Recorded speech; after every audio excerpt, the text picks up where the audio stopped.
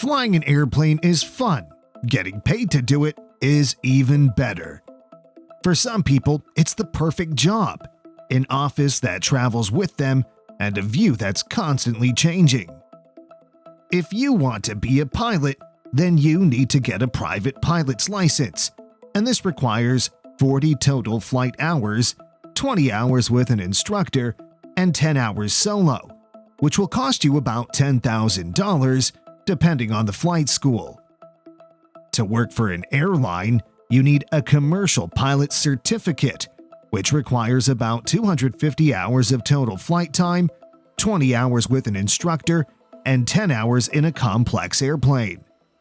Additionally, a commercial pilot needs an up-to-date first or second-class medical certificate, an instrument rating, and a multi-engine rating. For you to receive a medical certificate, an aviation medical examiner must verify that you meet the health and fitness requirements to be a pilot. To fly with low visibility in bad weather in clouds, you'll need to earn an instrument rating, which takes 15 hours with an instructor and 40 hours of simulated or actual instrument flight time, and costs between $15,000 and $20,000. To fly planes with multiple engines, you need to have some lessons and pass a multi-engine check ride. But this is not where it ends, and this process will cost you on average $100,000. Airlines prefer to hire those with a college degree, and this depends on where you live. Countries like Germany and Norway don't even charge tuition at all. At this point, you're still not qualified to fly for large airlines like Emirates, Delta, or Qantas. To qualify, you need to get an airline transport pilot certificate, which is the highest level of aircraft pilot certificate. And to get this, you need at least 1,500 flight hours, which will cost you about $100,000 in aircraft rental fees. But most pilots don't do this. What they do is fly for airlines that don't need an airline transport pilot certificate or work as an instructor to build time. If you took out a student loan, at the end of this, you'll be about $200,000 in debt. Briefly, in the late 60s, some airlines hired people without certificates or flight time and trained them from the ground up. These days, a major airline hiring a pilot with a freshly minted commercial pilot certificate is almost impossible. Most successful pilot applicants at major airlines have thousands of flight hours. The easiest way to get into a major airline is to start with a regional airline. There are two major career paths for being hired as an airline pilot: civilian or military. In the civilian career path, you can attend a college that offers a 2- or 4-year degree. Some universities even offer advanced degrees in aviation, along with flight training toward various pilot certificates. Several universities in the United States and Canada offer courses along with flight training so that you graduate with a bachelor's or associate's degree in aviation, along with a commercial pilot certificate and multi-engine and instrument ratings. There are also technical schools that offer flight training toward a certificate, often in less time. In both types of programs, you often graduate with an instructor's rating and you've built up some flight time teaching others. An alternative to a professional school or college is to get your flight training piecemeal from a local flight school.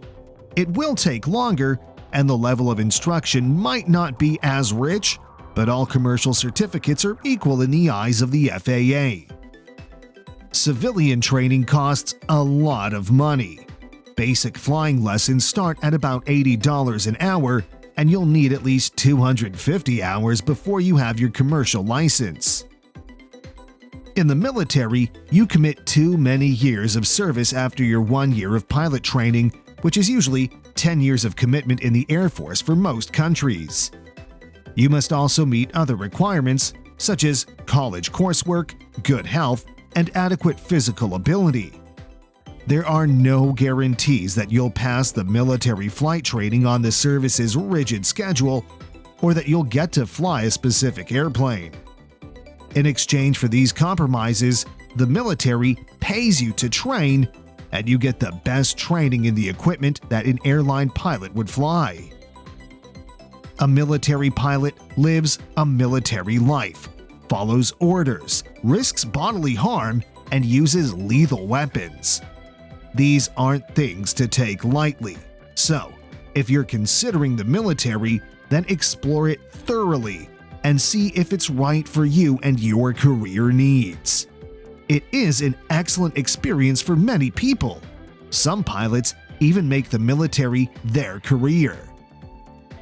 After a pilot is certified, the next step is to get more experience and flight hours before an airline will hire him or her. Because of the military service commitment, a military pilot will probably get a lot of flying experience before he or she leaves to join an airline.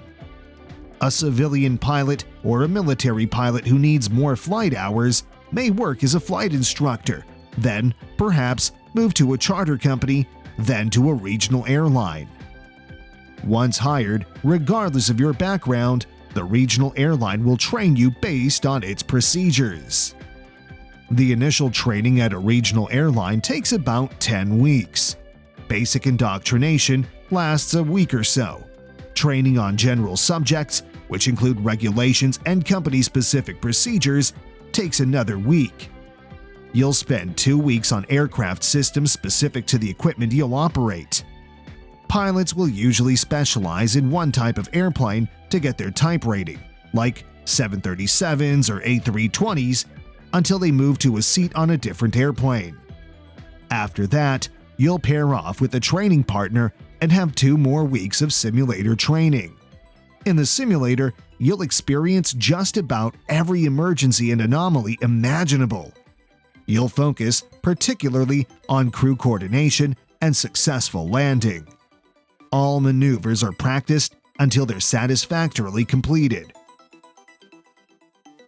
Once the pre-checks, oral examinations, and final check rides are over, you will have completed the airplane training.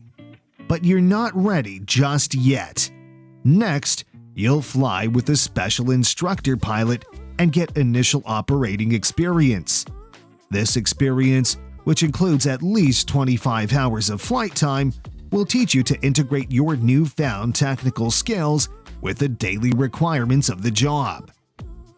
After the initial operating experience, you face another flight test called a line check.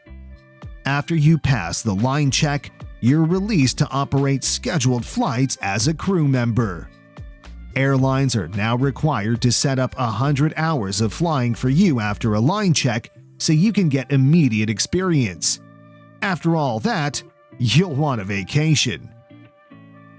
After spending over $180,000 in pilot training and spending several months training at the regional airline that employed you, you'll start flying passengers, earning about $30,000 a year, the same as an average person working at McDonald's with a high school diploma. The reason for this is that, on average, pilots can only fly about 1,000 hours per year, which is about 100 hours per month, for a maximum of 30 hours each week. But in most cases, most pilots can barely manage 20 hours of flight per week. You might think it's a good thing, you might feel pilots have so much time for themselves, but the truth is, the 20 hours is only flying hours. It doesn't include the time you spend on non-flying duties. For example, if you took off from JFK to Atlanta and, just as it was time to embark on the return flight, the weather gets bad, the flight is cancelled. The airline won't pay you for the time you sat in Atlanta. They won't pay you for the time it took you to get to the hotel and back when the weather is clear. They won't pay you for the time you spent clearing security. They won't pay you for the time you spent on inspections. Your money only starts to count from the moment you turn on the engine and take off. And this is why senior pilots only want to fly the longer route. A regional pilot's weekly trip looks like this. On Monday, they'll travel from London to Paris, Paris back to London, London to Barcelona, and Barcelona to, let's say, Munich, where they'll sleep over. When they wake up on Tuesday morning, they'll fly from Munich to London, London to Brussels, and Brussels to Amsterdam, where they'll spend the night. Wednesday's flight might take them from Amsterdam to Madrid, then Warsaw, before they return to base in London. They'll continue this way till the end of the week, averaging about 10 to 20 hours of flight time. In comparison to senior pilots at British Airways flying long haul, they would take off from London Heathrow on a Monday night and head to Los Angeles, landing on Tuesday morning. Then rest for 2 days and fly back to London on Thursday. These pilots will accumulate about 22 hours of flying time. In just 2 flights, they will make more than double what the regional pilots will make in over 10 flights. This is why regional airlines barely retain pilots, because most pilots quit after gaining enough experience to work for a major airline. It's not just regional airlines that are losing pilots. Airlines in North America and Europe are also losing pilots, especially to airlines in the Middle East and China. Emirates pilots are among the highest paid in the business. Even young Emirates pilots earn more than $200,000 a year, which is tax-free due to local laws. The reason for this is that the UAE is a small country with 2 large airlines, Emirates and Etihad. Therefore, they rely significantly on recruiting foreign pilots, and you have to offer almost twice as much to get most individuals to leave their country to fly somewhere else. China, on the other hand, is not a small country, but few Chinese people enjoy flying, resulting in a shortage of local pilots to staff their rapidly expanding airline industry. As a result, Chinese airlines pay foreign pilots a starting salary of $320,000 per year, with those with a lot of hours earning up to $500,000 per year. The reason pilot training is so expensive is that flight schools need airplanes, and airplanes are very expensive. With fuel costs, maintenance costs, tearing the plane apart, inspecting it, and putting it back together after every 100 hours of use, insurance, storage fees, administrative costs of running the school, and a few peanuts an hour for the instructor, even a non-profit college program has to charge at least a couple $100 an hour for a common training airplane just to break even. Engines typically last 200 hours, with lots of maintenance and some major and expensive parts replaced along the way. After those 2,000 hours, it's time to overhaul the engine at a cost of over $20,000. After 7,000 or 8,000 hours of abuse from student pilots bouncing down the runway, it's time for a whole new plane.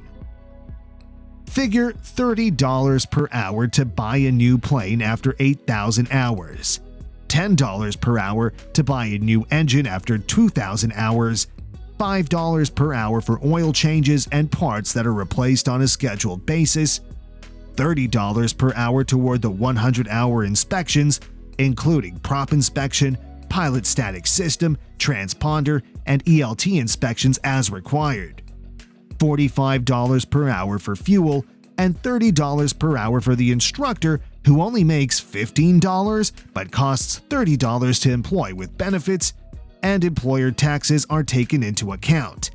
That's $150 per hour.